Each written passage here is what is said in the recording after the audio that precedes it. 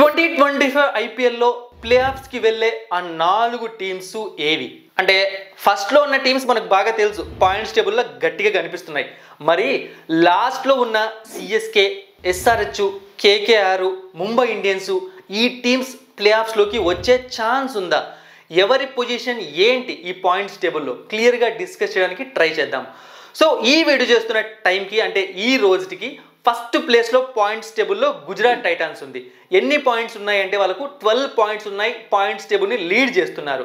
So ఇంకా వాళ్ళకు 6 గేమ్స్లో 2 విన్స్ కావాలి. సో గుజరాత్ టైటాన్స్ ప్లే ఆఫ్స్కి వెళ్ళడం కేక్ వాక్, చాలా సింపుల్గా ఆడుతూ పాడుతూ వెళ్ళిపోతుంది. ఎవరితో మ్యాచెస్ ఉన్నాయి, ఎక్కడ మ్యాచెస్ ఉన్నాయి, ఇవన్నీ డిస్కస్ చేయాల్సిన పని లేదు. 6 మ్యాచ్లో 2 అంటే ఏ టీం అయినా గెలిచేస్తుంది. సో ఫెంటాస్టిక్ షో అన్నది స్టార్ట్ చేశారు. అది ఫస్ట్ టీం అవ్వచ్చు, వీళ్ళు రీచ్ అయ్యేది సెకండ్ టీం అవ్వచ్చు, ఏమైనా జరగచ్చు. బట్ పాయింట్స్ తెచ్చుకుంటారు, ప్లే ఆఫ్స్కి వెళ్ళిపోతారు. ఇక నెక్స్ట్ సెకండ్ ప్లేస్లో ఉంది ఢిల్లీ క్యాపిటల్స్. సో వీళ్ళ దగ్గర ఎన్ని పాయింట్స్ ఉన్నాయంటే 10 పాయింట్స్ ఉన్నాయి. నెక్స్ట్ 7 మ్యాచెస్లో 3 విక్టరీస్ కావాలి. ఈ సంవత్సరం ఢిల్లీ క్యాపిటల్స్ ప్లే ఆఫ్స్కి వెళ్లకుండా ఏ టీము కూడా అడ్డుపడలేదు. ఇది కన్ఫామ్, డ్యామ్ షూర్ అనమాట. సో వెంటనే వెళ్ళిపోతారా, లేట్గా వెళ్తారా, ఇబ్బంది పడతారా అని పక్కన పెట్టేస్తే వాళ్ళకు పాయింట్స్ ఎన్ని కావాలో అన్ని తెచ్చుకొని ప్లే ఆఫ్స్కి అయితే వెళ్ళిపోతారు. సో మీరు ఈ 2 టీమ్స్ గురించి, గుజరాత్ అండ్ ఢిల్లీ క్యాపిటల్స్ గురించి ఇక ఆలోచించకండి. ప్లే ఆఫ్స్కి వెళ్ళిపోయిన టీమ్స్ అనుకోండి. ఇప్పటి నుంచి స్టార్ట్ అవుతుంది నెక్స్ట్ ఫైట్ అన్నది. సో థర్డ్ ప్లేస్లో ఉంది రాయల్ ఛాలెంజర్స్ బెంగళూరు. ఎన్ని పాయింట్స్ ఉన్నాయి? 10 పాయింట్స్ ఉన్నాయి. ఇక నెక్స్ట్ 6 మ్యాచెస్లో 3 విక్టరీస్ కావాలి. ఏముంది, 6 మ్యాచ్లో 3 విజయాలు సాధించలేరా అని మీరు అనుకోవచ్చు. ఇక్కడే పెద్ద ప్రాబ్లం ఉంది.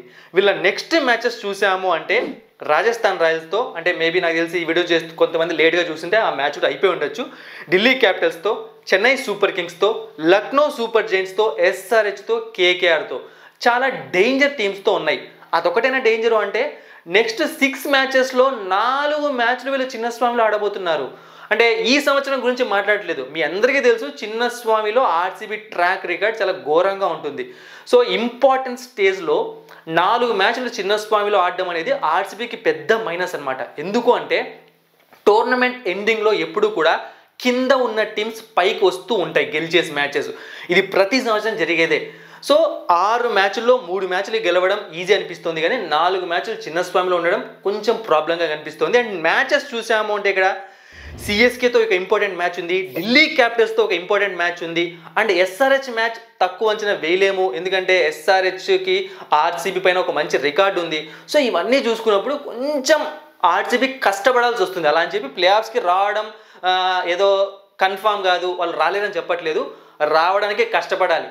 పైన ఉన్న టాప్ టీమ్స్ లాగా వెళ్ళిపోతాంలే అని చెప్పి పడుకున్నారంటే మిగతా టీమ్స్ తొక్కుకొని వెళ్ళిపోతాయి. ఇది ఆర్సీబీ పరిస్థితి. ఇక నెక్స్ట్ పంజాబ్ కింగ్స్ 4th ప్లేస్లో ఉందన్నమాట. వీళ్ళ దగ్గర 10 పాయింట్స్ ఉన్నాయి. వీళ్ళకు 6 మ్యాచెస్లో 3 విక్టరీస్ కావాలి. నన్ను అడిగితే ఆర్సీబీతో కంపేర్ చేస్తే వీళ్ళకు బెటర్ ఛాన్సెస్ ఉన్నాయి ప్లే ఆఫ్స్లోకి వెళ్ళడానికి. దానికి కారణం ఏంటి అంటే నెక్స్ట్ వీళ్ళకున్న matches KKR, CSK, LSG, DC, Mumbai, RR. So దీంట్లో వీళ్ళు కొంచెం కాన్సన్ట్రేషన్ చేస్తే కేకేఆర్ పైన, ఆర్ఆర్ పైన అండ్ అలాగే సిఎస్కే పైన గెలవడానికి ఎక్కువ ఛాన్సెస్ ఉన్నాయి. కాన్సన్ట్రేషన్ చేయాలని చెప్తున్నా, ఏదో సింపుల్గా గెలిచేస్తారని చెప్పట్లేదు. బట్ ఎల్ఎస్జీ, డీసీ, ముంబైతో కొంచెం కష్టపడాలి. సో అది తారుమారు కూడా అవ్వచ్చు, వీళ్ళ పర్ఫార్మెన్స్ పైన డిపెండ్ అయి ఉంటుంది. ఎందుకంటే నెక్స్ట్ వీళ్ళ మ్యాచెస్ ధర్మశాల గ్రౌండ్లోనే, వీళ్ళ home ground matches. So Dharamshala ground ఎలా ఉంటుందో మీకు తెలుసు, పేస్ బౌలింగ్ అనుకూలిస్తుంది. సో వీళ్ళ దగ్గర పేస్ బౌలింగ్ బాగా ఉంది. సో వీళ్ళకున్న ఒక చిన్న వీక్ పాయింట్ ఏంటి అంటే మిడిల్ ఆర్డర్లో శ్రేయస్ శర్మని ఎక్కువగా డిపెండ్ అవుతున్నారు. బట్ ధర్మశాల గ్రౌండ్కి వెళ్ళాక ఆ పరిస్థితులు మారే అవకాశం ఉందన్నమాట. ఆ పిచ్ను బట్టి Josh Inglis, Marcus Stoinis, so ఇంకెవరైనా వచ్చినా కూడా వాళ్ళు ఆడే అవకాశం ఎక్కువగా ఉంది. So compare to RCB Punjab కింగ్స్కి ఎక్కువ ఛాన్సెస్ ఉన్నాయని నాకు అనిపిస్తుంది. ఇది ఆర్సీబీ ఫ్యాన్స్కి కొంచెం హర్టింగ్గా అనిపించవచ్చు. ఇక next Lucknow super Giants 5th ప్లేస్లో ఉంది. 10 పాయింట్స్ ఉన్నాయి. వీళ్ళకు కూడా 6 మ్యాచెస్లో 3 విక్టరీస్ కావాలి. బట్ నన్ను అడిగితే ఆర్సీబీ అండ్ పీబీకేఎస్ కన్నా ఎల్ఎస్జీకి తక్కువ ఛాన్సెస్ ఉన్నాయి. ఎందుకో చెప్తాను చూడండి. ఇప్పటి వరకు వీళ్ళు గెలిచిన చాలా మ్యాచెస్ థ్రిల్లింగ్ విక్టరీస్. అండ్ ఆ థ్రిల్లింగ్ విక్టరీస్లో ఏమైంది అంటే అపోజిషన్ టీమ్స్ కొంచెం ఫంక్ అవ్వడము, టెన్షన్ పడడం తప్పు చేశాయి. సో వీళ్ళ క్లీన్ విక్టరీస్ అనే వీళ్ళకి చాలా తక్కువగా వస్తున్నాయి. క్లీన్ విక్టరీస్ ఎప్పుడు వస్తున్నాయి అంటే మిచెల్ మార్ష్, నికోలస్ పురాన్ 1 సైడ్గా ఆడినప్పుడు మాత్రమే. కెప్టెన్సీ బాగా చేస్తున్నాడు రిషబ్ పంత్, అందులో డౌట్ లేదు. సో నెక్స్ట్ మ్యాచెస్ చూసాము అంటే వీళ్ళకి డీసీతో, ముంబైతో, పంజాబ్తో, ఆర్సీబీతో, గుజరాత్తో, ఎస్ఆర్హెచ్తో ఉన్నాయి. సో గుజరాత్తో అండ్ పంజాబ్తో అండ్ అలాగే డీసీతో ముంబైతో అంత ఈజీ కాదు. సో ఎస్ఆర్హెచ్తో కూడా అంత బేసిక్గా ఏ టీంతో కూడా అంత ఈజీ అయిన మ్యాచెస్ వీళ్ళకి కనిపించట్లేదు. కొంచెం కష్టపడాలి, ఎందుకంటే బౌలింగ్ డిపార్ట్మెంట్ కొంచెం వీక్గా ఉంది ఇప్పటికీ. ఈవెన్ దో వీళ్ళ బౌలింగ్తోనే వీళ్ళు చాలా మ్యాచెస్ గెలిచినప్పటికీ మిగతా కంపేర్ చేస్తే టీమ్స్తో బౌలింగ్ డిపార్ట్మెంట్ వీక్గా ఉంది. ఫర్ సపోజ్ ఆర్సీబీతో కంపేర్ చేయండి, ఖచ్చితంగా ఎల్ఎస్జీ బౌలింగ్ డిపార్ట్మెంట్ వీకే. ముంబైతో కంపేర్ చేయండి. సో ప్రాబ్లమ్స్ అనేవి టీంలో ఎక్కువగా ఉన్నాయి. కొంతమంది స్పెసిఫిక్గా కొంతమంది ప్లేయర్స్ పైన డిపెండ్ అవుతున్నారు, అది వీళ్ళకు ప్రాబ్లం తెచ్చే అవకాశం ఉంది.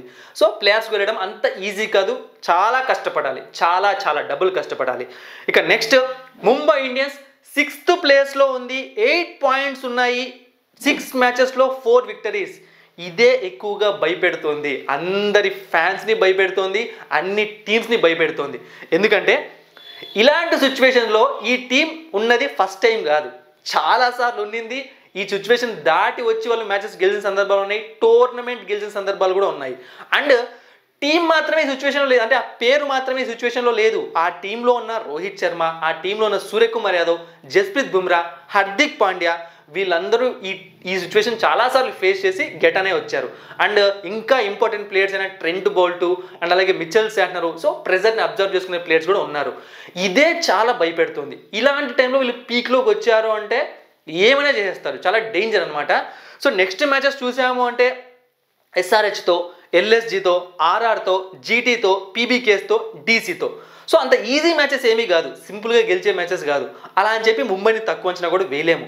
సో 4 మ్యాచెస్ గెలవడం అంటే 6 మ్యాచెస్లో కొంచెం కష్టమైన పనే, కానీ ముంబైకి అది కష్టమైన పని కాదేమో అనిపిస్తుంది అనమాట. సో ఎందుకంటే దీపక్ చాహర్ ఒకడు సెట్ అయ్యాడు అంటే పేస్ బౌలింగ్లో, ఇక పైన రోహిత్ శర్మ సెట్ అయ్యాడు అంటే, ఇద్దరు ప్లేయర్స్ బాగా ఆడారు అంటే వీళ్ళు సింపుల్గా గెలిచేస్తారు. సో అలా అని చెప్పి ఈజీ అని చెప్పట్లేదు, కష్టపడాలి. నన్ను అడిగితే ఎల్ఎస్జీ కన్నా పెద్ద కష్టం ఏమీ కాదు, ఎల్ఎస్జీని వీళ్ళు చాలా ఈజీగా గెట్ ఆన్ చేసుకుని ముందుకు వెళ్ళిపోతారు. ఆ తర్వాత 4-3కి వెళ్తారు లేదు చూడాలి. ఇక next Kolkata night riders 7th ప్లేస్లో ఉంది, 6 పాయింట్స్ ఉన్నాయి. నెక్స్ట్ 6 మ్యాచెస్లో 5 విక్టరీస్ సాధించాలి. ఎవరితో మ్యాచెస్ ఆడతారు అన్నది వదిలిపెట్టండి, ఏ గ్రౌండ్లో మ్యాచెస్ ఉన్నాయన్నది వదిలిపెట్టండి. ఈ సంవత్సరం కేకేఆర్ సీజన్ క్లోజ్ అయిపోయింది నన్ను అడిగితే. సో తర్వాత మ్యాచెస్ వాళ్ళు గెలవచ్చు, 2 గెలవచ్చు, 3 గెలవచ్చు, ఏమైనా గెలవచ్చు, కానీ ప్లే ఆఫ్స్కి మాత్రం వీళ్ళు రాలేరు. ఎందుకంటే వీళ్ళు రసల్ని నమ్ముకున్నారు, ఆక్షన్లో హ్యాండ్ ఇచ్చేశాడు.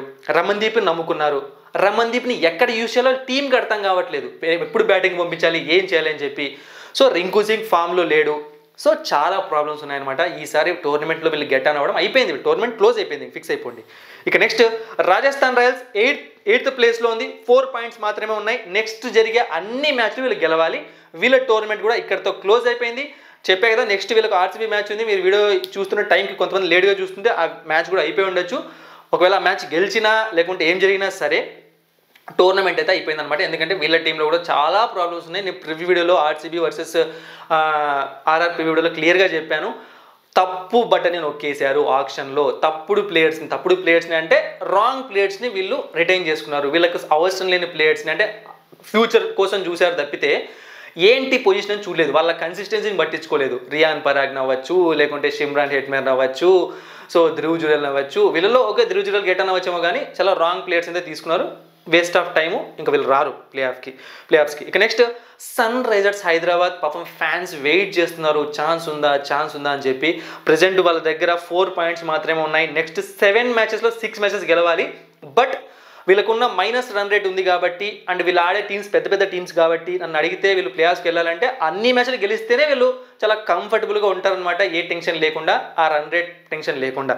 సో నెక్స్ట్ మ్యాచెస్ చూసాము అంటే సిఎస్కేతో, ముంబైతో, ఆర్సీబీతో, జీటీతో, కేకేఆర్తో, ఎల్ఎస్జీతో. సో చాలా కష్టమైన మ్యాచెస్ ఉన్నాయి. సిఎస్కేతో మ్యాచ్ అంత ఈజీ కాదు, ఎందుకంటే ఎస్ఆర్హెచ్ ఏమో అగ్రెసివ్ టీం, సిఎస్కే ఏమో ఆచితూచి ఆడే టీం. సో ఒక చిన్న తప్పు జరిగినా ఎస్ఆర్హెచ్ దగ్గర నుంచి సిఎస్కే దాన్ని క్యాప్లేస్ చేసేసుకుంటుంది. ఇక నెక్స్ట్ ముంబైతో ఒక మ్యాచ్ ఉంది. సో ఆర్సీబీతో మ్యాచ్ ఆల్రెడీ చెప్పాను, 50-50 ఎవరు గెలుస్తారో చెప్పడం చాలా కష్టం. ఇక నెక్స్ట్ జీటీతో టేబుల్ టాపర్స్ ప్రెజెంట్ వాళ్ళతో మ్యాచ్ ఉంది, అంత ఈజీ కాదు. సో కేకేఆర్తో, ఎల్ఎస్జీతో వీళ్ళు కొంచెం కష్టపడవచ్చు, కానీ చాలా టఫ్ అనమాట ఈ సంవత్సరం. వీళ్ళు నాకు తెలిసి వీళ్ళ సీజన్ కూడా ఇక్కడితో క్లోజ్ అయిపోయింది. ఏమైనా నెక్స్ట్ మ్యాచెస్ గెలిచి ఫటాఫటా గెలిచి మిగతా టీమ్స్ ఏమైనా ఓడిపోయి వీళ్ళకి ఏమైనా ఛాన్సెస్ కలిగిస్తే తప్ప, ఒక మ్యాజిక్ మూమెంట్ జరిగితే తప్ప వీళ్ళు రావడం కష్టం. ఇక next Chennai super Kings 10th ప్లేస్లో ఉంది, లాస్ట్ ప్లేస్లో 4 పాయింట్స్ మాత్రమే ఉన్నాయి. నెక్స్ట్ జరిగే అన్ని మ్యాచ్లు గెలవాలి. సో వీళ్ళకు రన్ రేట్ని మెయింటైన్ చేయాలంటే ప్రతి మ్యాచ్ ఒక మంచి దాంతో గెలవాలి, అంటే మంచి రన్ రేట్తో గెలవాలి.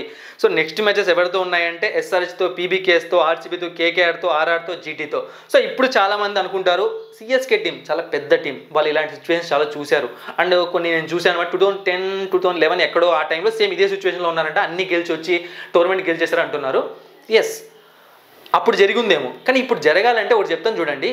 వీళ్ళు యుద్ధానికి వెళ్తున్నప్పుడు మన దగ్గర ఆ ఆయుధాలు కరెక్ట్గా ఉండాలి. సో ఆయుధాలే వీళ్ళ దగ్గర సరిగ్గా లేకుంటే యుద్ధానికి వెళ్ళి ఏం చేస్తారు, పోయి నిలబడి ఓడిపోయి వస్తారు యుద్ధంలో. అదే జరుగుతుంది ఇక్కడ. సో బ్యాటింగ్ డిపార్ట్మెంట్ పూర్తిగా ఫెయిల్ అయిపోతుంది. ఇప్పుడు వీళ్ళు డెవాల్ బ్రేవర్స్ని తీసుకొని రావచ్చు, ఆయుష్ మిత్రని తేవచ్చు, షేక్ రషీద్ని తేవచ్చు, కానీ ఇక్కడ నుంచి ప్రతి ఒక్కరూ ఆడి మ్యాచెస్ని గెలిపించేంత పర్ఫార్మెన్స్ అయితే వీళ్ళ దగ్గర లేదు. చాలా ప్రాబ్లమ్స్ ఉన్నాయి. కాబట్టి సిఎస్కే సీజన్ ఇంతటితో క్లోజ్. 2025 సీజన్ క్లోజ్ అయిపోయింది. ఇక వీళ్ళు నెక్స్ట్ సీజన్ గురించి ఆలోచించాలి. ప్రజెంట్ ఉన్న యంగ్ ప్లేయర్స్కి ఛాన్సెస్ ఇస్తూ, యంగ్ ప్లేయర్స్కే ఛాన్సెస్ ఇవ్వాలి. సీజన్ అయిపోయింది కాబట్టి ఇక్కడ ఇప్పుడు వచ్చే లాభం ఏమీ లేదనమాట ఎక్స్పీరియన్స్ ప్లేయర్స్కి ఇచ్చి. సో యంగ్ ప్లేయర్స్ని ఏంటి వాళ్ళ టాలెంట్ని గుర్తించి వాళ్ళని యూజ్ చేసుకొని ముందుకు ఎలా వెళ్తారో ఆలోచిస్తే బాగుంటుంది అనమాట. ఇది పరిస్థితి. సో మీకు ఒక పిక్చర్ క్లారిటీ వచ్చి ఉంటుంది, ఏ టీంకి ఎక్కువ ఛాన్సెస్ ఉన్నాయి, ఏ టీంకి తక్కువ ఛాన్సెస్ ఉన్నాయని చెప్పి. సో మరి మీరు ఏ టీంకి ఏ టీం ప్లేయర్స్కి వెళ్తుంది అనుకుంటున్నారో కామెంట్ సెక్షన్లో కామెంట్ చేయండి. Thank you for watching and supporting మీ. మరిన్ని ఇంట్రెస్టింగ్ వీడియోస్ కోసం సబ్స్క్రైబ్ చేయడం మర్చిపోకండి.